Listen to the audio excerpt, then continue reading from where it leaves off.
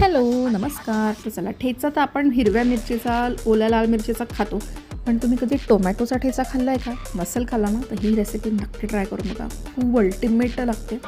करायचं काय ना, ह्याच्यामध्ये आपल्याला फक्त लाल मिरच्या, छान लाल बुंद आंबट टमाटर आणि लसूण एवढंच पाहिजे आहे, आणि भरपूर अशी कोथिंबीर.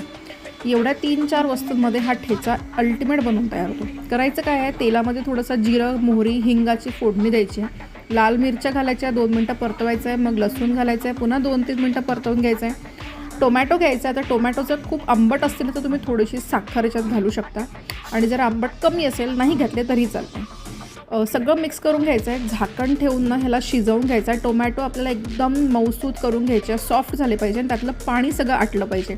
पाण्याचा अंश नको आहे आपल्याला त्याच्यामध्ये. मीठ घालायचं, भरपूर कोथिंबीर घालायची. थंड झालं की मिक्सरला वाटून घ्यायचं. पुन्हा एक तडका द्यायचा, त्याच्यामध्ये 2 मिनटं शिजवून घ्यायचं. असा हा आपला ठेचा बनवून तयार आहे.